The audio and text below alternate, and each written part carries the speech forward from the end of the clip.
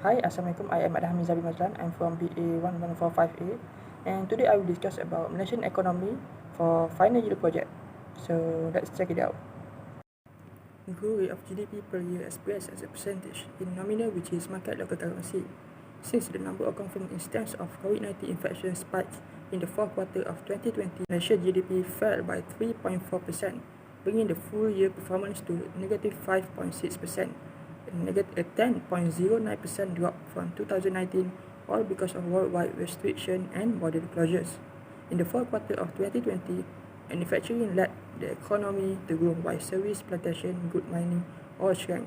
In a stroke of good fortune, Malaysian GDP grew by 3.13% that year, a rise of 8.78% over the previous year despite the Omicron variation at the Klanwadi and other state flood disaster in December 2021, and start getting decreased during 2022 by 2.9%.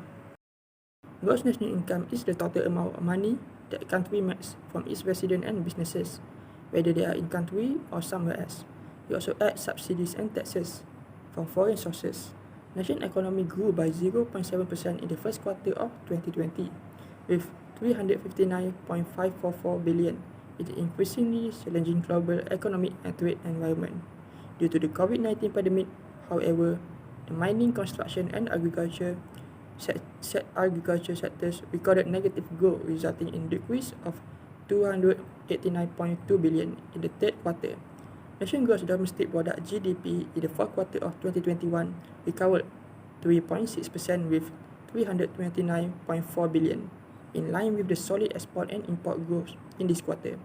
National economy maintained its recovery momentum with GDP increasingly by 8.9% in the third quarter of 2020, totaling 358.7 billion, surpassing the 5.0% increase recorded in the first quarter of 2020, totaling 346.6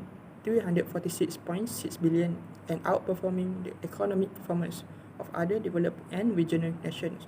This favorable trend in 2022 is, among other things, the fiscal policy that extends to the budget of 2022, positive spillover from aid and economic stimulus package, as well as supportive monetary policy. And the next one is Malaysian inflation rate. Malaysian inflation rate falls below negative 2%, which is the lowest in 10 years. It is due to the recession and contraction that Malaysia has faced in 2020. However, in 2021, Malaysian inflation rate rise from its lowest 4.7%, increase in variety of items, and mostly in food and non-alcoholic drinks, transportation, and housing. And lastly, Malaysia recorded an inflation rate of 4.7% in November 2022. The setting of the ceiling price for around 95 ringgit 5% per litre and diesel ringgit 50% per litre starting March last year has also contributed to the rise of goods price, which has led to higher inflation rate. And the next slide is Malaysian interest rate.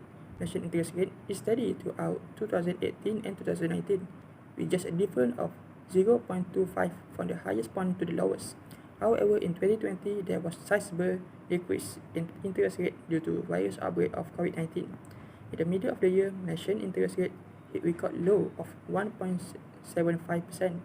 In 2020, Bank Negara Malaysia maintained the overnight policy rate at 1.75% at its second last meeting of the year and start increase to 2.5% in 2020.